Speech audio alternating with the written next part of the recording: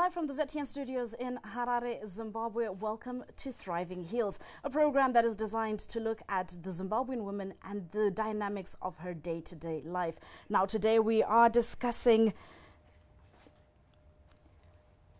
business financing. Can Zimbabwean women dare to dream? Now, this broadcast is brought to you by Zimpapers TV network, and make sure that you are following the discussion by either dropping a comment in the comment section. Of course, the Facebook page is Zimpapers TV network, or on Twitter at ZTN News. Now, joining me to talk about this a bit more, I do have with me the Minister of Women Affairs, Community and Small and Medium Enterprises Development, Honorable Stembiso Nyoni, with me in studio. I also have Women Empowerment Bank Chief Executive Officer, Dr. Mandas Marikanda, also with me in the studio. And joining us on the line, we have the Chairperson of the Zimbabwe Parliament Women Caucus, Honorable Goodluck Kwaramba. Ladies, thank you so much for joining us.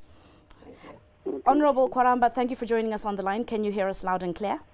I can hear you very well. Thank you very much. All right. Now, as we, of course, get this conversation rolling, let's start off by just defining what business financing is.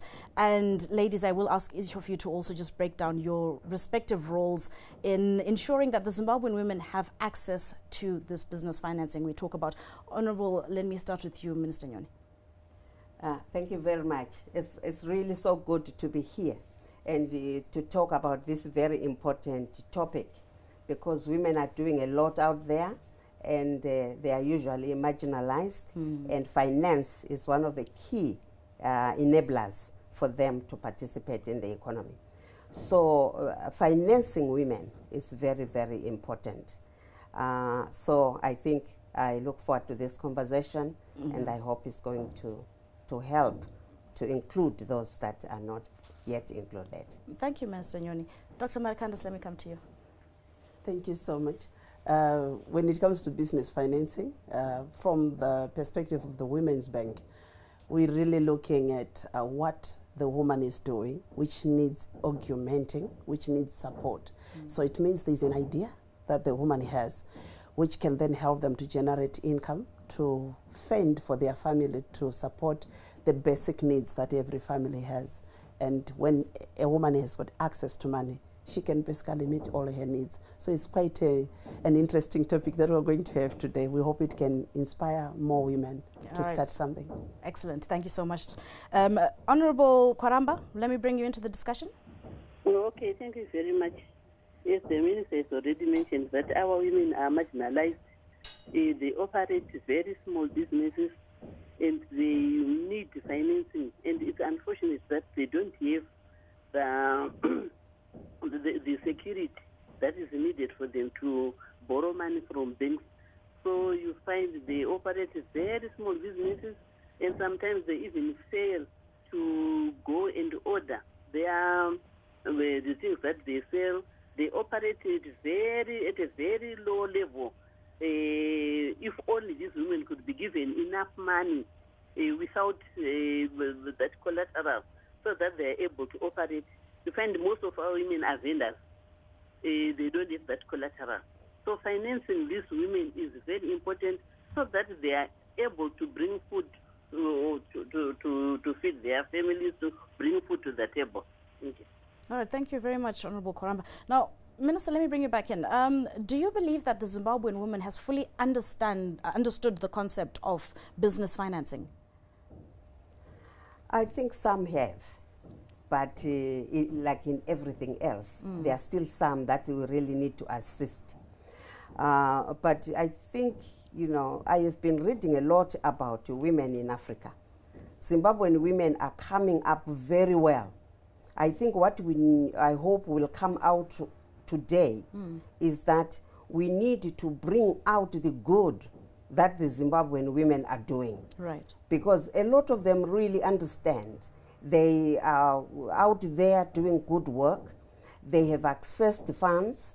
Others have created their financial institutions, the cooperatives of savings and credit, with a very focused aim of how they want to use their funds. And they are really out there. I think they do understand. But let us also acknowledge that there are others that are outside the circle of information, who may not yet be able to grasp what really it means. And I'm very glad that we are on this platform with Dr. Marikanda, who is very articulate in terms of how women can be brought in. And she has created a lot of products in the bank. And also through my ministry and other portfolios that we have in the ministry. We need to maybe to go out there more, but I think women need really to understand that they are welcome. They need to push. They need to occupy their space. Right. They need to be to go out there and claim it's their right. The president has put out all these funds, all these policies, all these windows, so that women benefit. So we need to broadcast more information. This is why maybe this platform is very important today. All right, thank you very much. Now, Dr. Marikanda, as she's mentioned, there are some women who still don't have access to the information that will then, help them when they come to look for these loans. How best do we speak to them? Who are these women, first of all, and how best do we reach them? Well, these women are the ordinary women. Maybe let me just define that the gap for information is a continuum. It's something that is going to continue, because you've got people who are in their over 50 who may be literate in other areas, but financial literacy is an area that people need information on. So we prioritize financial literacy amongst women. And this means we are looking at the school level. Unfortunately, at times our schools do not cover that gap. But as Women's Bank, supported by our ministry, we are making inroads, not to assume that everyone who has handled money before, they know they have information that is available. So you actually find that people, they can be misinformation, where women do not participate in the financial sector because of misinformation. And then when they come on board, they ask the wrong questions when they are trying to get access. So when you ask the wrong information, just like if you go to a doctor and they ask you questions and you give the wrong response, you are likely to get a wrong prescription. Yes. So that's what often happens. But we also have school leavers, our graduates who are coming from school.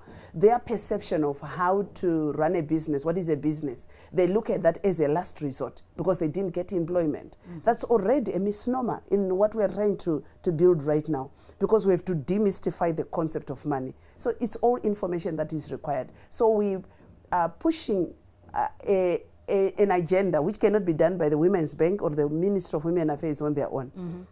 But we're engaging partners who are working with women, development partners, other ministries, other companies. It may be a mining company. You've got women under your purview, and women are the face of poverty, if you were to look at it. Yes. So what we then say is, what can you do to disseminate the right information to these women so that they get informed and then they make the right decisions or take the right steps to get help? Right, now you head a bank that is, of course, concerned with women financing specifically. Now, I'm hoping you're at liberty to kind of just give us a general picture of loan uptake among women, let's say in the last 2 years.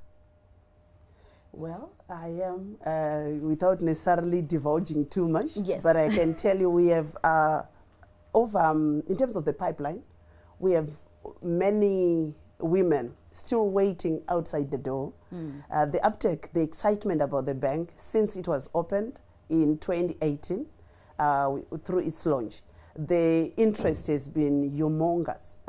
But we're also grateful to government because they are the investor, the major shareholder, the sole shareholder so far.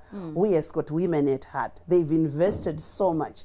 And Honorable Kwaramba on the together with us here, these are part of the women who have been fighting the battle to make sure that there's something for the women. So currently, if I'm looking at over 6 million people who should be benefiting from the bank, we have done inroads compared to other institutions because we are over 80,000 who have accessed loans so far, and we're still counting. We really have an appetite that is insatiable amongst women. So the excitement is huge, and they come demanding. They don't come being apologetic. And I like that because they know it's their banks, their last resort. So when they come in and they're not asking whether we can. So when you hear a lot of crying, a lot of complaints, it's just because they are expecting something better. And we don't take those complaints as something negative. It's actually helping us to develop products specifically to suit what the woman requires. If someone requires a 2 million investment, we don't go, wow. And if someone comes, they want $50, we also don't go, huh. We support all Everyone of them. That's is the welcome. Diversity of women, and that's what we stand for. All right, and that's encouraging to hear. That's very encouraging. Now, Honorable Kwaramba on the line. We have talked about those who are heading to Women Empowerment Bank and they're unapologetic. But we also have that group who are hesitant to go and seek these loans. What are some of the misconceptions that may be keeping them from going unapologetically and demanding something that they should be given access to? Okay, thank you very much. A number of our women have read about this women's bank, but the problem is they cannot go and borrow, for practical reasons. They don't own any property, and they fear that if they go and borrow from the bank and then they fail to pay, the bank might come and take property from the husband, and this might not augur very well with them. So they are a bit hesitant. But our women need a lot of education. They need a lot of awareness so that they are able to go and access these funds so that their business will be operated at a higher status instead of just selling tomatoes and so on. And we've also had our women who do this kind of thing where they prefer that instead of maybe going to approach the bank. So, and awareness is very important. Those who have had awareness, they are free to go, and those who have had, they are unapologetic. They go to college to borrow these funds. So it's just a matter of having to educate our women. Thank you. All right, thank you. Minister, you're scribbling something. You want to contribute to that?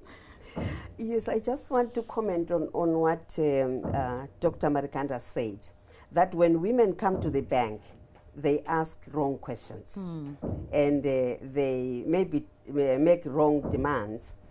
And I also want to agree with Honorable Kwaramba. I think the role of our ministry and the role of the caucus and all of us that are in the leadership for women is really to change the narrative and to try and get women out of the stereotyping. A lot of women are still trapped in the stereotypes that women are this, women are that, women can, women can't. And I think we need to be aware that our government has done a lot in terms of the national and international protocols, and also the national policies and the regional and international protocols that we have signed into to protect women or to include women. And also to note that we have the best constitution, one of the best constitutions. In Section 17, it really frees us. So what is needed of women leaders, both in the financing, in business, and others, is to really get women out of this stereotyping and out of thinking that they have to ask the questions that Dr. Marikanda needs to hear. And that's what she means, that when they go to the bank, there's a certain stereotype. There's certain questions that they think, and certain positions, certain project proposal, quote unquote, that they need to think present. are the appropriate ones to be taking for that. Inappropriate. Right. And I think we need platforms where we say, look here, girls, let's get out of this stereotype. This is what it means for you to get on board, because this is what the policies are saying. This is what the Constitution is saying. And having understood that, don't stereotype yourself and ask the questions that you want the bank to hear. Right. Go there and ask the questions that will liberate you from your poverty. Absolutely. Yeah, let them research on what you mean. Don't make them say, okay, well, let them research on what you mean, but based on the facts on who you are, what you think you want to do, how you want to do it, and where you want to go. Right. Yes. Right. I think that's very valid, Dr. Marikanda. And you did mention that they're coming and they're asking all the wrong questions. What are some of these questions? Maybe you could give us one or two examples of how a question could not be the correct one for you to ask if you're seeking financing. Yeah, that's an interesting one, and I would like to pose that. Almost everyone does that. You get into the bank and you say, Munopama loans A. What loans do you give? Right. You are coming like a researcher. We don't even know, because when you come into the bank, my assumption is you have a need. Yes. And when you get an opportunity to get into the bank, don't beat about the bush. Don't waste the time. So the customer service officer will respond and say, we offer construction loans, we offer education loans. And then you think, I think I might fit into the education loan. But all you need is a nutritional garden loan. You are into sewing, and that's what you need. Right. So if the person responds in a certain way, you then hook onto the wrong thing. I really would want to say this has been the major downfall for most women.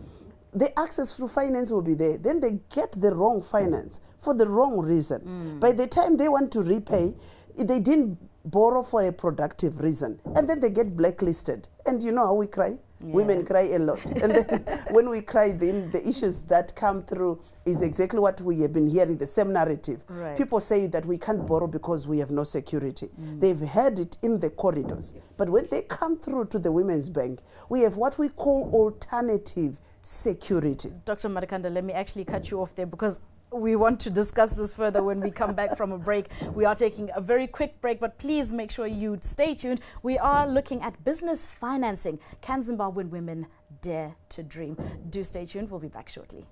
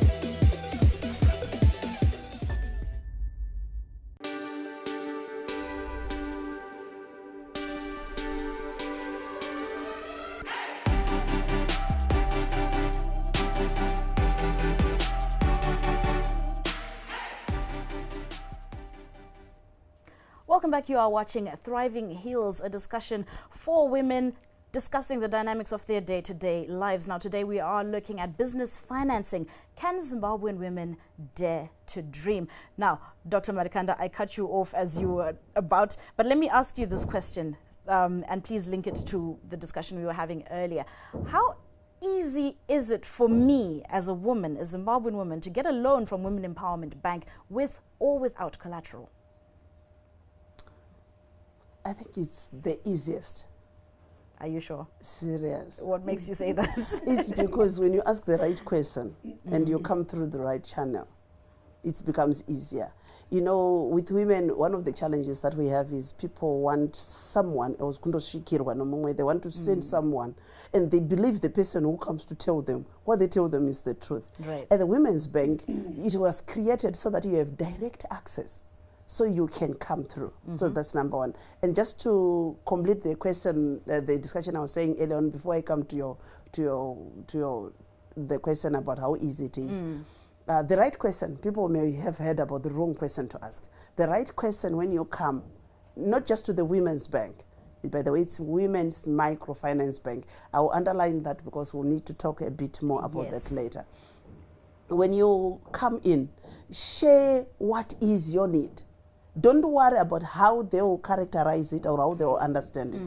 Small is good. Micro is good. Let me punctuate and say it's a women's bank, for crying out loud. And women incubate small things and they make them big. We don't frown at small things. Every giant man has been a toddler before. So business is like that. When you do business finance, you have to start as an idea. It's a conception. It's an idea. And then you walk the small steps and then you grow it. How easy it is? It is very easy because there's what we call alternative security. People fear that I may not borrow because of security. On the level of the comfort that you give to the bank, you'll get access to finance. Others, they have a challenge just to give the public this understanding that at the Women's Bank, I deliberately abolished the term declined loan. There's nothing like declining. It can be withheld so that you go and correct what needs to be corrected so that you improve on your access. So everyone else can have access. It's not just women, by the way. A mother, Women's Bank is also for sons and daughters. Right. So it's for everyone. Yeah, it's for everyone. It's for everyone. To pull against the financial exclusion. Okay, all right. Honorable Kwaramba, let me bring you in. So she's talked about something that's very important. How do we change these mindsets? How do we change the way women think about approaching banks and start to ask, the correct questions and not be afraid of going to a bank and saying, listen, I want to start a construction company. This is what I need. How do we change that mindset? Well, thank you very much. I think the onus is on us as women leaders. As I've mentioned before, there is a need for awareness so that we train our women so that they know the right questions to ask when they approach the bank, so that they know what they want, which project do they want, so that way as soon as they get in the bank, they know what to say, they know what to ask. And I would also want to go further and say those bank tellers or maybe the reception people should be in a position to understand where these women are coming from. To understand those women, most of them are coming from rural areas and they've never been in a bank before and they've never borrowed before. And Madam Makanda rightfully said that when they get into the bank, they don't know what to ask because they've never been in a bank, and most of it is out of fear. They don't know what to say. So I think when women visit the bank, they tell us they should be more understanding. They should be able to assist these women so that they know where they are coming from. Because most of it is a fear. And as a result, you might find someone saying, maybe this is small. I cannot go and borrow money for keeping chickens. I cannot go and borrow money for selling seeds and so on. So the underlying issue is that there must be training, there must be awareness from us women leaders so that they understand where these women are coming from. But that's very, very valid what she says, that, it is on all of us to now start actively changing the narrative and changing how anybody at all views walking into a bank and, seeking the help that they need to grow their business. But Minister Nyoni, over the years we've had various projects that have been targeting women and various policy changes as well. Which to date would you say has been have been the projects with the most impact where women are concerned, just off the top of your head? Yes, thank you very much. I'll come to your question, but let me just support what Honorable Kwaramba has said and link it with what the bank is doing. I think Honorable Kwaramba is correct. Some women really don't have experience to go to institutions. But when we first launched the bank, what I admired about Dr. Marikanda's approach is that she had a hall where women would come and she would offer them tea. I hope she still does that. But because of COVID, maybe she's no longer doing it. Yes. And there were bottles of Mazoy. And she would have officers that will thaw the women, that will make women talk, relax, so that the bank is not something you fear, but is something that you go to not just to get money, but also to get information about what you need to do if you are to get the money and make the best use of it. Right. But also, I think to just say what Honorable Kwaramba said, our ministry also has these programs in which we need to train women in various skills, including financial literacy, but also how do you start and run your business. So that by the time you go to the bank, you are clear as to what you want to do. So women need to maybe do a bit more homework. Right. And just also to say to Honorable Dr. Marikanda that she is correct, that small is beautiful, small is good, but the aim of having my ministry and also the bank is to really to say to women, yes, small is beautiful, small is good, but these institutions are there for you to grow. Right. Because the small is also crushable. So as a woman, be small because you want to firm your steps. You want to firm your foundation. After that, you must grow. Small is not your end game. Small is not your end game. And then having said that, let me say that, you know, women have dared. The topic here is, can Zimbabwean women dare? And my answer is yes, they can dare and they have dared. And there are some of the programs that are not talked about, but women have really made beautiful inroads. We would like to hear about one or two of those programs right now, yes. if you're able to share the information. Let me just say, in construction, for instance, we never thought that women would be in construction. But a few months ago, the First Lady launched a chapter of women in construction. And there are quite a lot of women that are now owning their own construction companies. Names could be provided. They own their state-of-the-art machines.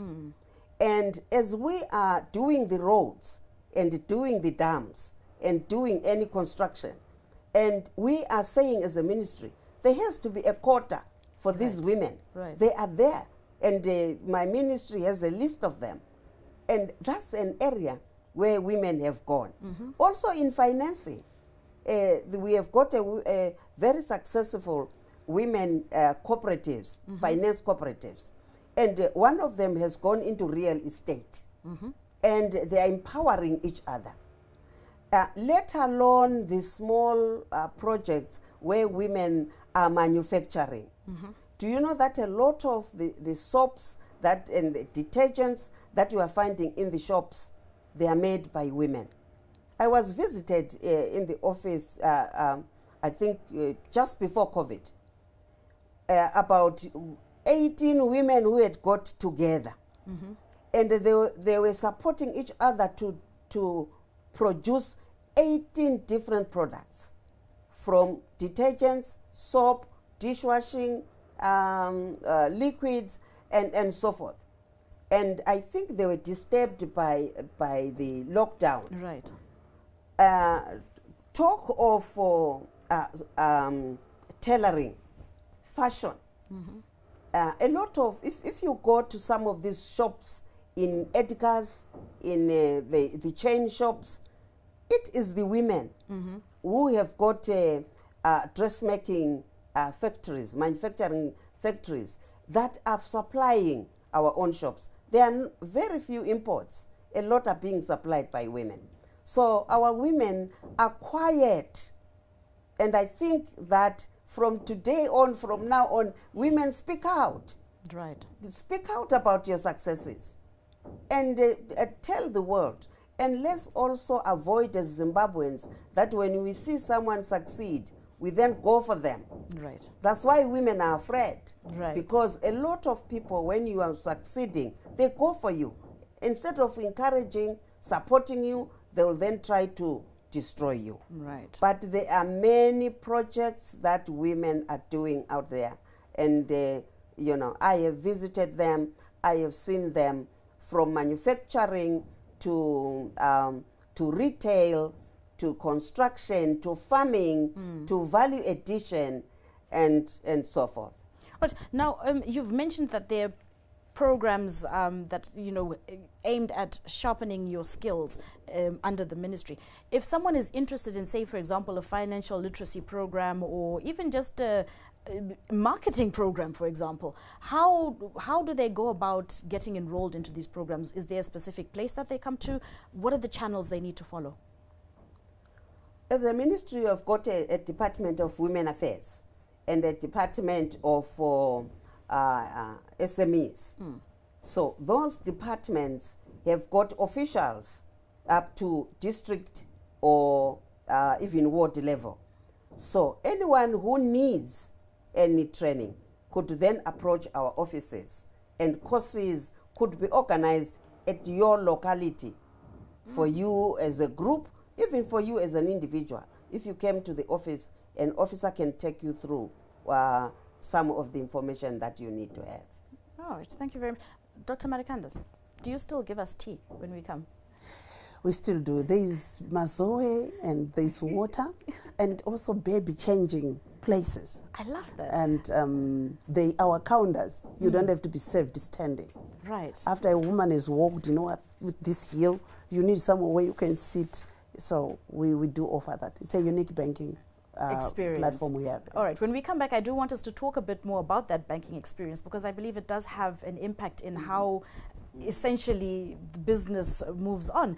So we are coming back. We are taking a very short break, but do stay tuned. As mentioned, when we return, we are looking at how business environments can influence your comfortability when it comes to trying to access some of these services. Do stay tuned.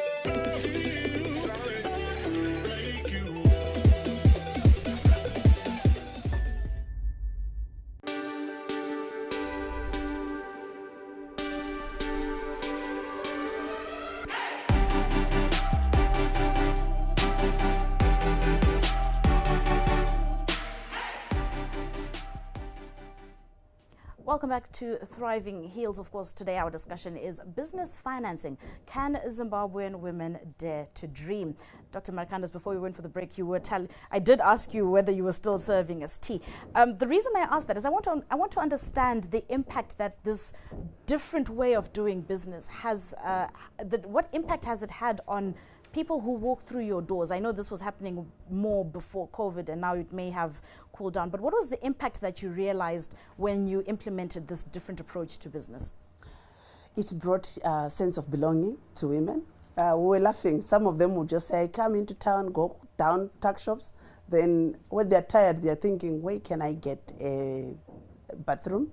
Where can I get something to refresh me? So they'll come in, pretend like they want to get something, but we know it's a place, it's a comfort place. Right. It's a happy place for women. So we have demystified banking, where it becomes a scary place where people have to pretend who they are not. When people come to banks, they now want to put on the best suit and to do that. We said, no, put your baby on the back, strap them on, and come, we'll save you like that. Anyway, we have never known anything better than being a woman. So that banking experience for not uprooting someone from their normal life is what I think every woman requires. That has been an exclusion factor. The other factor is you can be saved using your vernacular. There's nothing wrong with speaking in your vernacular. Devele, vendor, whatever it is, we can then talk to you. We also then say, if you have to board a bus to come to the bank, it means we are still a structured bank. Wherever you find the Ministry of Women Affairs, If you ask about banking services, they should be able to point you. Right. We have Net1 as our partner as well. Wherever you find Net1 offices, when you ask about Women's Bank, they should be able to refer you. So we've partnered with different organizations so that we have a grassroots presence. That's a different banking experience. While least others are coiling back to town, we are going back to the rural areas because it doesn't make sense for someone to board a bus to go and deposit or to bank. So this is the experience we are bringing to the women. We dare to dream. And one of the things that we often say is if you want that financial literacy training that you were saying, they want a business idea. When they go through those, the first experience may not be borrowing, but it's getting information so that you go and decide. If you want to work with a group, we also don't hide things from you. That don't just be a group for convenience. Have you ever played with people that are bullies? Okay, yes. Let's put an example of someone who could be a witch. We all know we've never met one. But we know what it could be. Yeah. Yes. So if you are in a group with a witch, you borrow for them and they will never pay back anything. Yes. So don't partner with someone who scares life out of you. Right. And so we then say, choose. It's your right. Women have right to food and everything, but they also have right to credit. So at the Women's Bank, we say access to credit is a human right, is a women's right. So she's coming in to get her right. When you get your right, you are not just being assertive, but you also understand the platform where we are coming from. So we dialogue. All right. Now, as welcoming and homely as this all now sounds, we do have one factor that is a hindrance as well. You know, apart from the collateral issue, we still have fairly high interest rates in Zimbabwe. As a bank, how are you handling these interest rates? How are you, I don't want to say cushioning, but what approach have you taken to kind of ease the burden of high interest rates on the women who come to borrow from you? Well, that's why I said earlier on, it's called Zimbabwe Women's Microfinance Bank. By going to the rural areas, it already increases the cost of doing business. Right. But I'm happy government is supporting the Women's Bank in doing that. And also one of the facts that I always want to underline when I have a platform like this, as I talk to my sisters who will be watching, is that bank money, we call it, it's like mwana wemkwasha harare kunze. One of the things, is money has to be paid back. Yes. So it's a balancing act that you need to do. We have the highest rate is maybe 10% per month, and within the microfinance sector, it's actually acceptable. But we have had the outcry, and I think in cabinet it has been discussed before. They're trying to find a way of balancing that because we can't pay our salaries from the shareholders' money. Right. We have to generate income to cover. It's a Right. principle of banking. So we are making a balance of that. But if you want a longer term, the rates go down. Also different rates for different projects that you'll be in. But I want you to know that the women who have come on board, those who might have heard, you were asking which sectors we are in. The 80,000, they are in all the sectors, and women are making it. We have reduced the number of imports that are coming through because women are moving into it.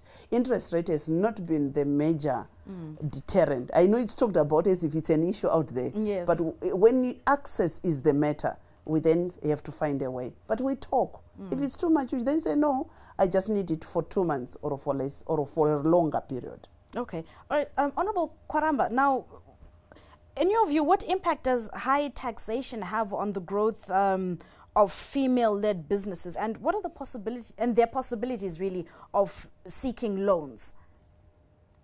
Yeah, high interest rates hinder women from accessing these loans.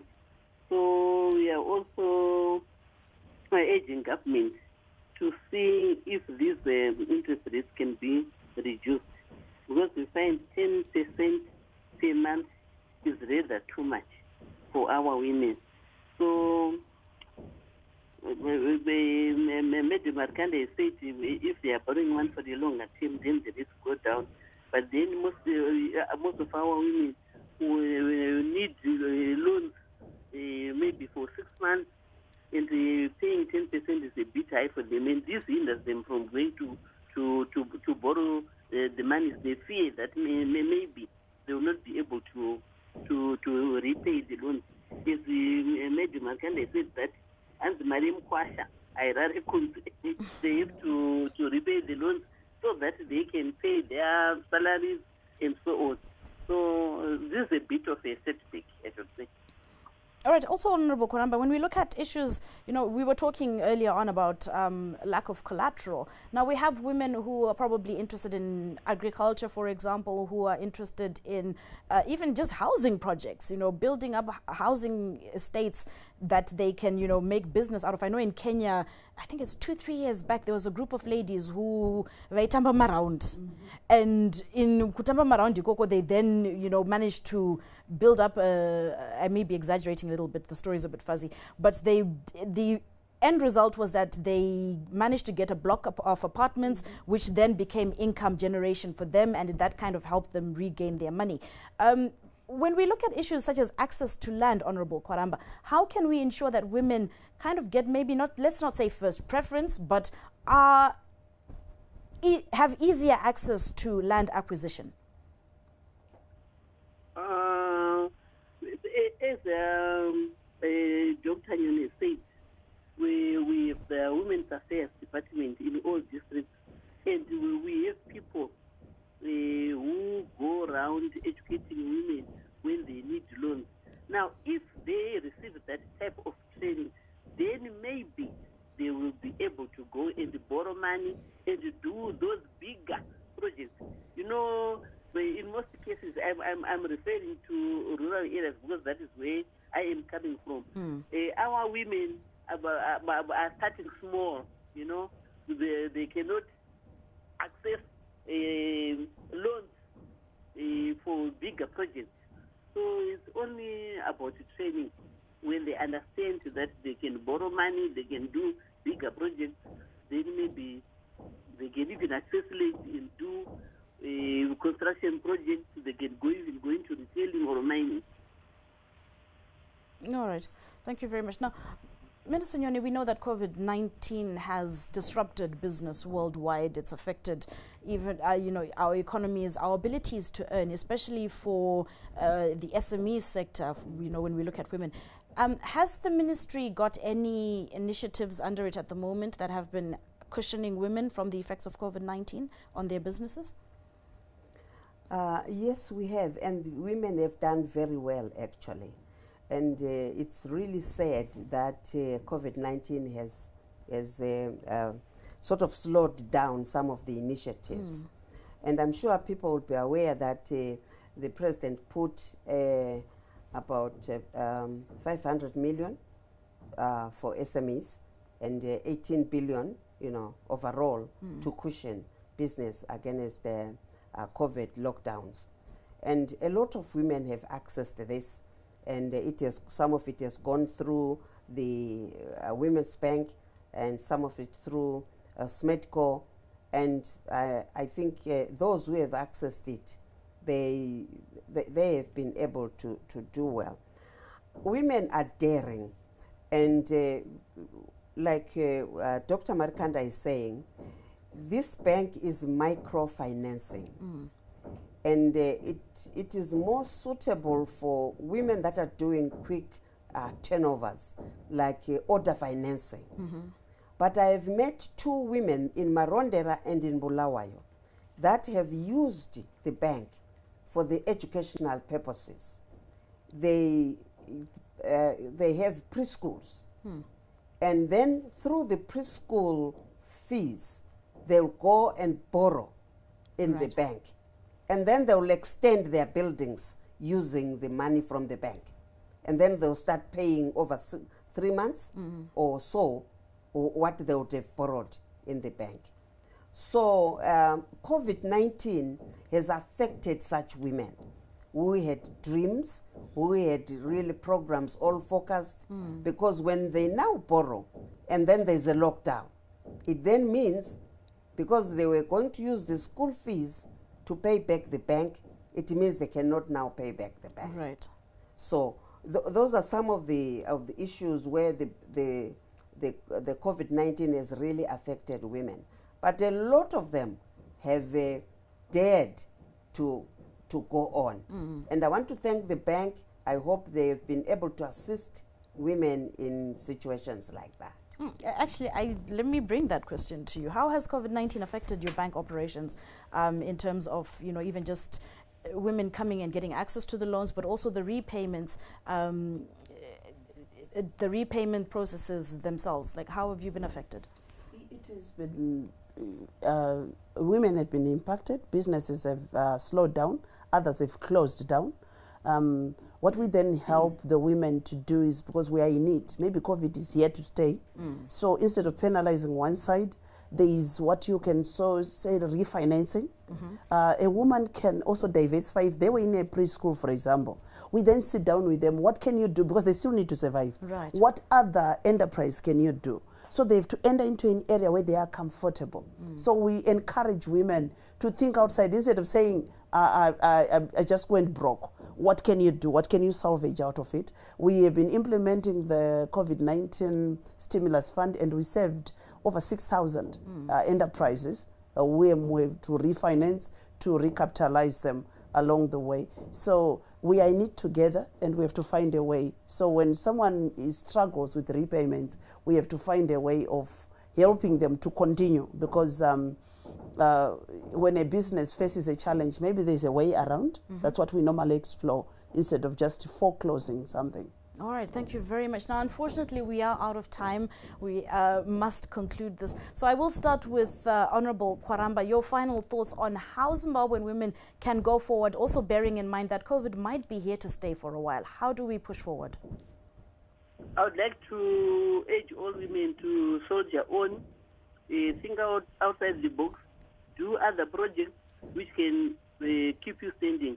Instead of saying no, because of COVID, we have failed, we are closing down, and so on. Thank you. Thank you very much, Honorable Kwaramba. Dr. Marikanda, your final thoughts. My final thoughts are, because of COVID, I want to dare every woman to say we can survive this. I normally say hashtag panobudika.